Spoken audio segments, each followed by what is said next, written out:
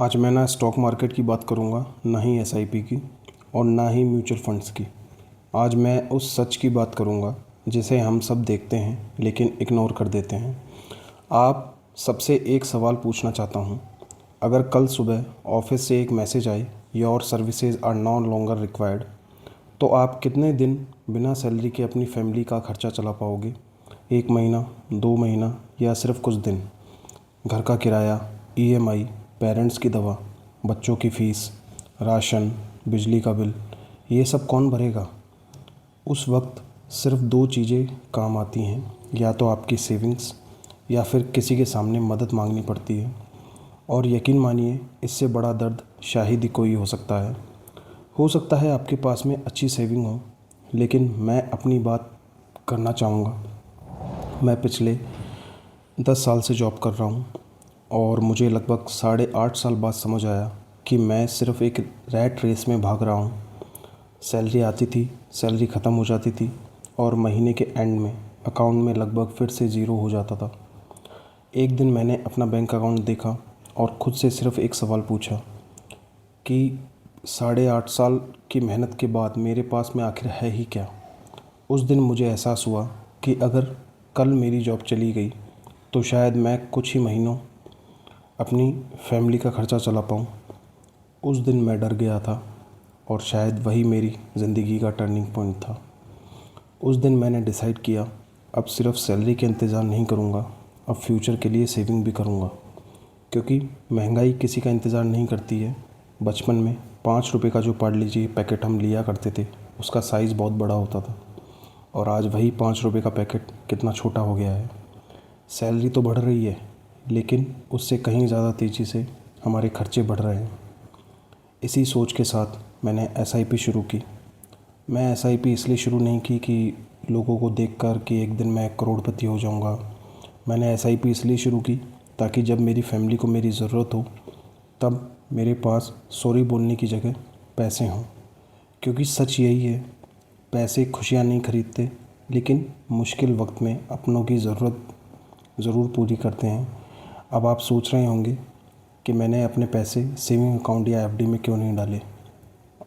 बिल्कुल मैं वहाँ डाल सकता था, लेकिन वहाँ एक मजबूरी थी कि अगर मुझे जब भी कभी इमरजेंसी में पैसे की ज़रूरत होती तो मुझे अपनी एफडी तोड़वानी पड़ती और थोड़ा लॉस उसके अंदर मुझे होता। इसलिए मैंने एसआईपी के ज़रिए इन्वेस्टमेंट चालू करी, जिससे कि कभी मुझे इमरजेंसी में इसकी ज़रूरत पड़ती है तो मैं अपना कुछ हिस्सा इन्वेस्टमेंट का बेच सकता हूँ। आज 16 महीने हो चुके हैं और मैं रोज़ अपना पोर्टफोलियो इसलिए दिखाता हूँ कि ताकि आप देख सको कि छोटी छोटी सेविंग्स भी वक्त के साथ में कितनी बड़ी बन सकती हैं। मैं अपना पोर्टफोलियो दिखा रहा हूँ। आज मेरे पास 1,28,361 रुपये हैं अभी तक। ये छोटी छोटी सेविंग करके 16 महीनों में मैंने इकट्ठा किया है, जिस पे मुझे अभी तक रिटर्न मिला है 7,516। मैं रिटर्न को नहीं देखता, मैं बस देखता हूँ कि हाँ, मेरे पास में कुछ है जिससे कि मैं फ्यूचर में उसे काम में ले सकता हूँ। अगर ये मेरी कंडीशन है तो इंडिया में लाखों लोगों की कंडीशन मेरी तरह ही होगी, जो अच्छी सैलरी कमाते हैं लेकिन महीने के एंड में उनके पास में कुछ भी नहीं बचता। बस इसी सोच के साथ में मैंने ये यूट्यूब चैनल शुरू किया, जिससे कि मैं लोगों को बता सकूं। बस इसी सोच के साथ में मैंने ये चालू किया था कि देखिए, किसी को मैं यहाँ अमीर बनाने नहीं आया हूँ, ना ही अमीर बनने के सपने बेचने आया हूँ।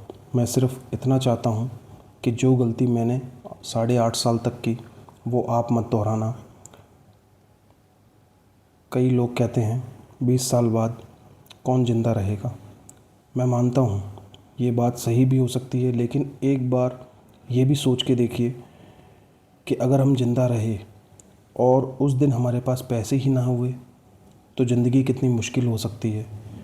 अगर आज आप 25 साल के हैं या 30 साल के हैं, जो भी आपकी एज है, आप मुझे देखते हैं, फॉलो करते हैं, आप उससे 20 साल लगा लीजिए आगे की तरफ।